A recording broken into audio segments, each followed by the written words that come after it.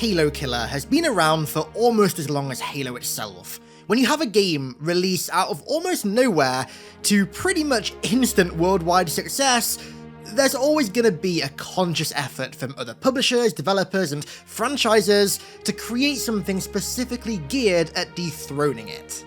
In the mid to late 2000s, the Halo killer almost became a subgenre in and of itself, with so many attempting to take elements of Bungie's roaring success and kind of add their own twist on them in a bet to both create a new IP with its own subset of fans, but also at the same time siphon off enough Halo fans to allow their creation to dethrone the king. The earliest prominent example of this came from Guerrilla Games' Killzone, which released in 2004 as a PS2 exclusive. Now, this sci-fi FPS was initially meant to act as Sony's answer to Halo, but was received rather averagely. Its stiff gameplay, poor AI, bad controls, and also bad optimization differed rather starkly with Halo 1 and also Halo 2, which only so happened to release a week after Killzone 1. However, despite all of this, Killzone was successful enough to have a bunch of sequels greenlit, although at no point did it ever so much as put a dent in the Halo franchise. And then we have the ever so infamous Haze, developed by Free Radical Design and published by Ubisoft as a PS3 exclusive in 2008. This was probably the most renowned Halo killer of its era because of both how much it was marketed as such and how much it was hyped up, but also simultaneously how much it ended up flopping. Releasing only a few months after Halo 3, it completely failed to stand up to this juggernaut in almost every regard, and now it just lives on in history as that one game about Nectar or something that tried to kill Halo. But then there was Infinity Ward's attempt at regicide. Following the resounding success of Call of Duty 2, the Infinity Ward team split into two separate teams. One would develop Call of Duty 4, which at the time wasn't the iconic game that we know now, but rather it was yet another World War II shooter, while the other team got to work on a project that was literally titled Halo Killer. The plan was to blend Call of Duty's tight and snappy gameplay with a sci-fi setting, in a bet to create a rather Halo-like experience that also leveraged many of the best elements of Call of Duty. However, the studio found themselves too short on resources working on both these projects simultaneously, and so Halo Killer was scrapped, with all the work on it being diverted towards the now modern warfare set Call of Duty 4, which was honestly a decision that I am so happy was made. And ironically, I think we can all agree that the innovations made to the Call of Duty franchise with COD 4 were definitely responsible for putting the biggest dent in Halo's popularity, far more than any so-called Halo killer. But this was really the era where the term Halo killer was laid to rest. After COD 4, World at War, and Modern Warfare 2's roaring success that put the Call of Duty franchise up on the same pedestal as Halo, the focus was shifted to creating COD killers instead, which, much like Halo killers, never really succeeded in their goal. And thus, Halo's golden era of gaming domination was coming to an end, and with it, it was time to say so long and goodbye to the term Halo killer.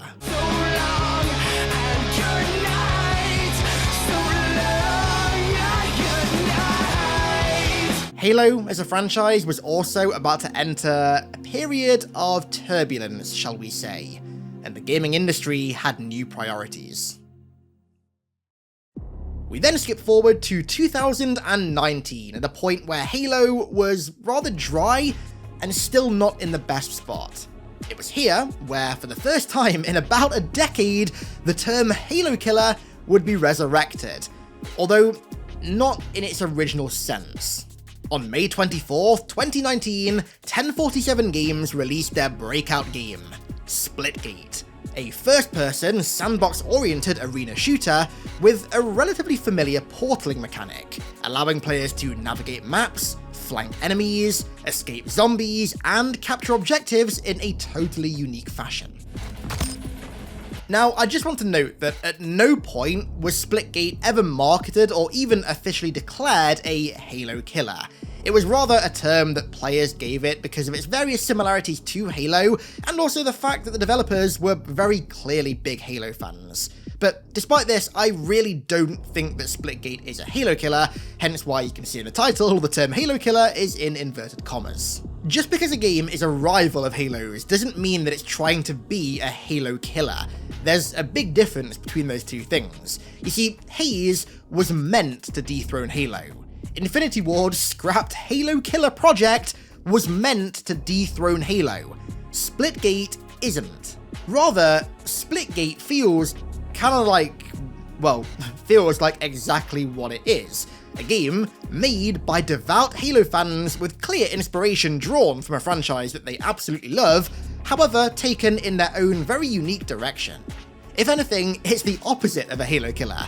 It's trying to offer a Halo-like experience that complements beloved elements of it, but with a totally new and unique flavour that can allow it to coexist alongside it. So, what makes Splitgate so unique? Well, it finds a way to blend three very different styles of game together to create a surprisingly cohesive and confident overall experience.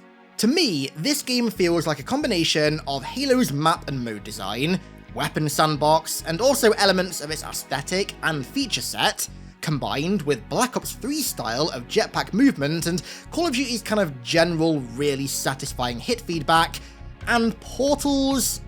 well, do I really need to say anything else?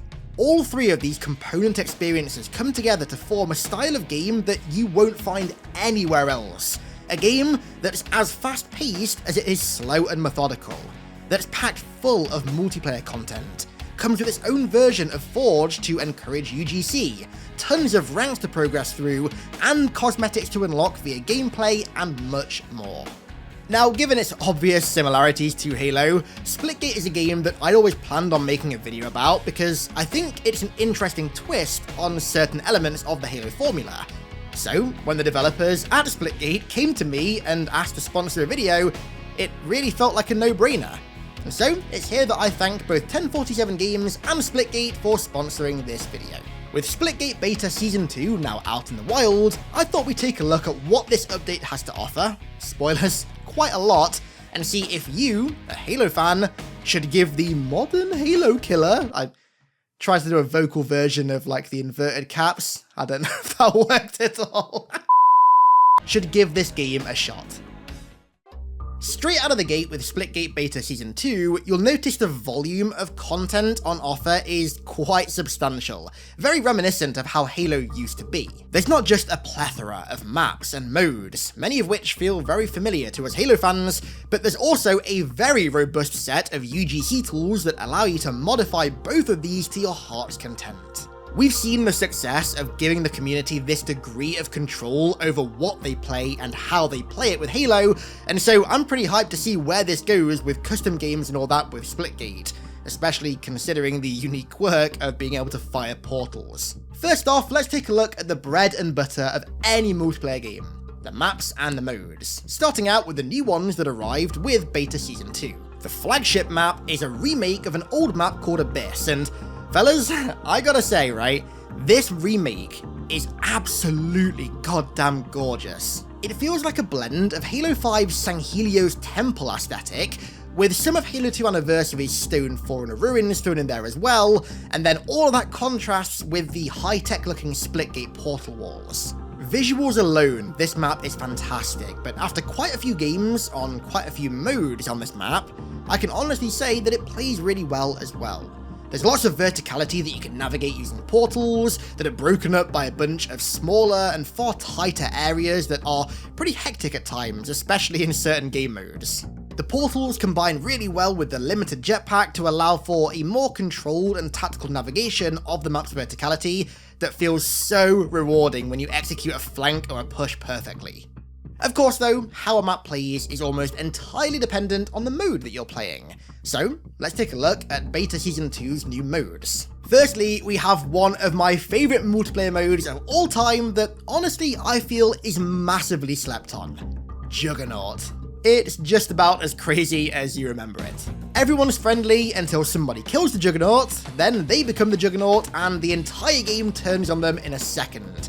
It still has that manic and crazy social fun factor that it had back in the day.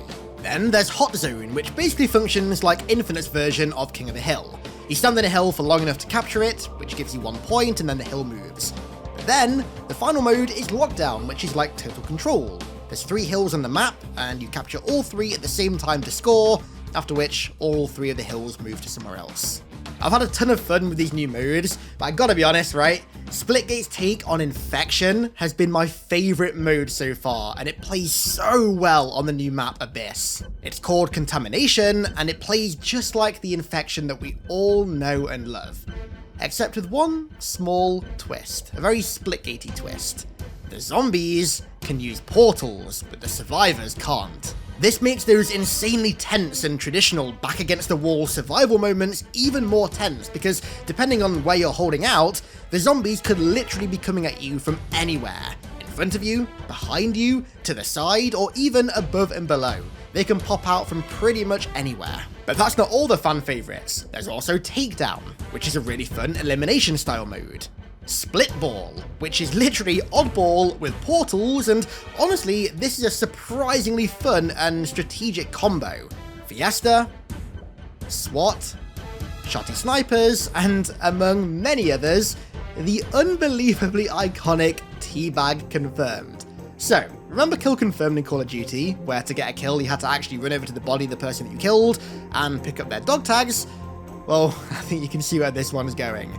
In Teabag Confirmed, you have to run over to the body of the person that you just slayed and start bagging them. Nope, I'm not joking.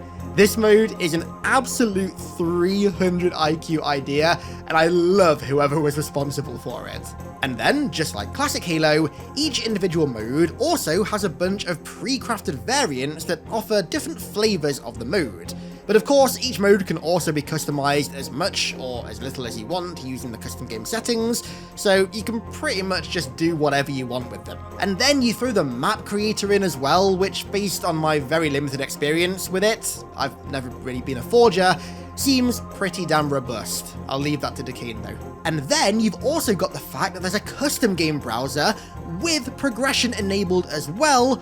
And man, you've got yourself a fantastic, fun, casual, social experience. Or, simultaneously, a fun, fantastic, sweaty experience. See, that's the beauty of a custom game browser. You can literally just play whatever the hell you want. Feeling casual? Hop in a contamination server.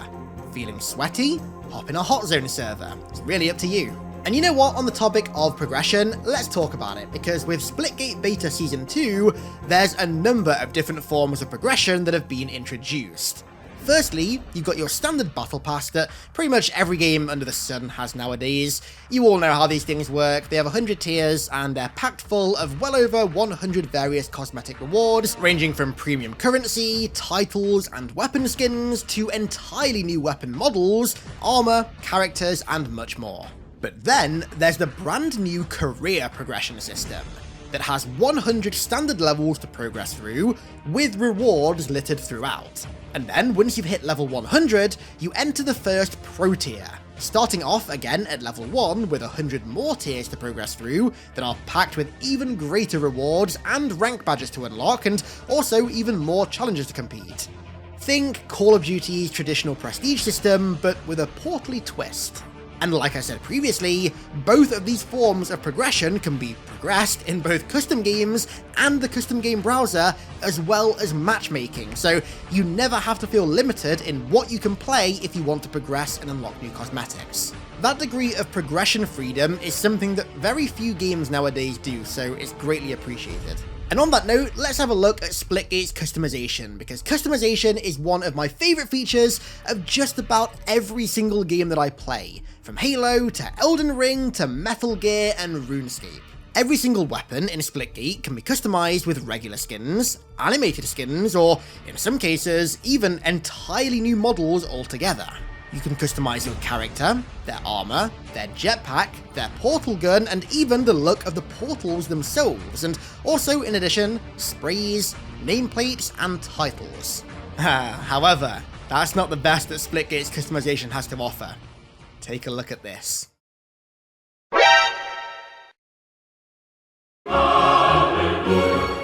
Oh, absolute bliss. Last summer, you might remember that Splitgate went, let's be honest, absolutely turbo-nuclear. The population exploded, but their servers at the time couldn't handle it.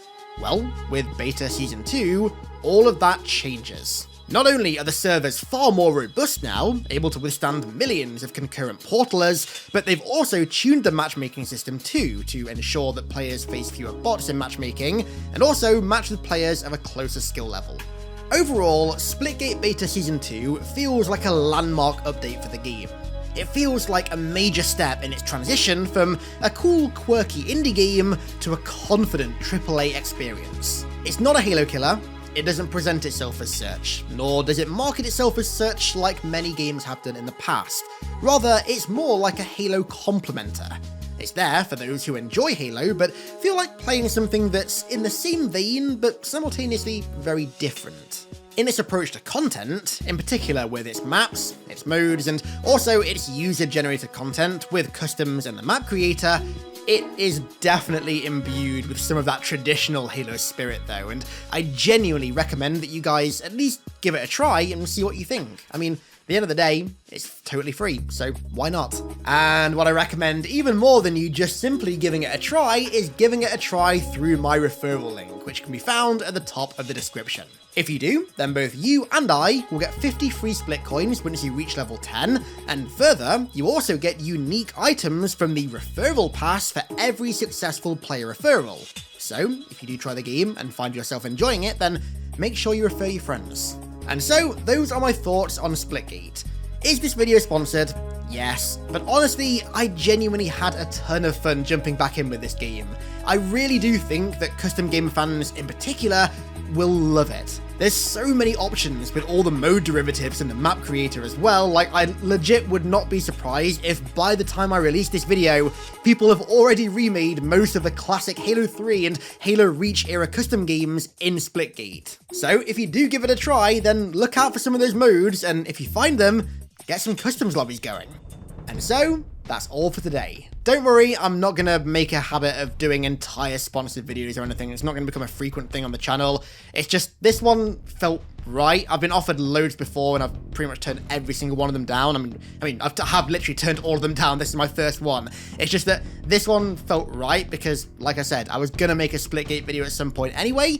So when the devs came to me and were like, hey, we'd love to sponsor a video, just kind of felt like the stars aligned, so I hope you guys enjoyed. I want to give a massive thank you to Colonel GA for becoming a new iconic one over on Patreon. Thank you very much, dude. I can't wait to see that project that you're working on come to fruition. It's looking pretty damn good. Along with, of course, everybody else over there who continues to support me. Thank you guys so much, and thank you all so much for watching yet another branch out video. It really does mean the world to me that you guys are supporting this content as well as the Halo stuff. Honestly, it feels so good to be making stuff that I just want to make as opposed to stuff that I feel forced to make. So yeah, thank you all so much. I really appreciate it. And I'll catch you all in the next one.